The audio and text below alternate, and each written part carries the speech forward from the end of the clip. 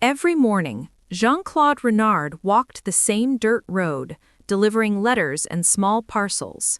He always smiled at the villagers, even though he, like them, was starving. One day, he heard whispers that the Nazi commander planned to punish the village. Why? Because resistance fighters had ambushed a German truck nearby. Jean-Claude's village had nothing to do with it, but the commander didn't care. He wanted revenge. The plan was brutal. Burn the village, execute 10 men, send the rest to labor camps. Jean-Claude felt sick. He had to do something. But what can a postman do against soldiers with guns? That night, unable to sleep, Jean-Claude stared at the letters on his table. German stamps, official Nazi symbols, high-ranking officers' signatures. Then, an idea hit him. A dangerous, insane, impossible idea. He grabbed the ink he used for sorting mail. He found an empty envelope with a German seal, and he began to write. Slowly, carefully, imitating the handwriting of a Nazi colonel whose mail he had delivered many times. The letter read, "All burning operations are suspended.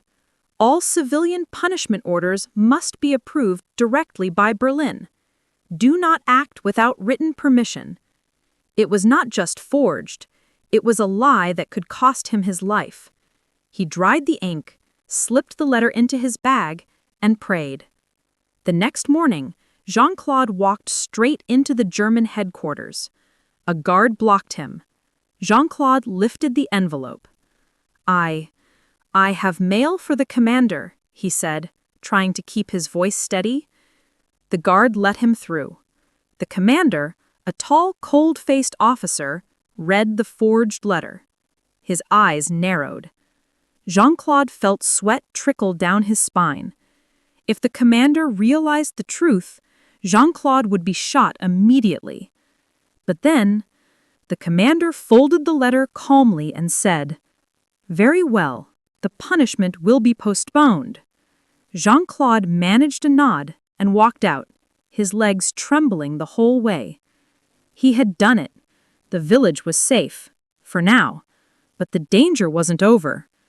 2 weeks later, German reinforcements arrived with new orders to punish the village. Jean-Claude knew the commander's forged letter wouldn't protect them again. He needed another plan, and this time, he risked everything. He sneaked into the officer's mailroom, a place no civilian was allowed to enter, and swapped incoming letters. He took one official sealed document and replaced it with another forged message. This new one said, "The village of Saint-Michel is to be preserved for intelligence operations. Any harm to the civilians will be treated as sabotage." If caught, he wouldn't just be shot, he would be tortured as a spy. But he did it anyway. The next morning, the new commander read the order. He slammed his fist on the table and shouted, "Why does Berlin protect this miserable village?" But he obeyed.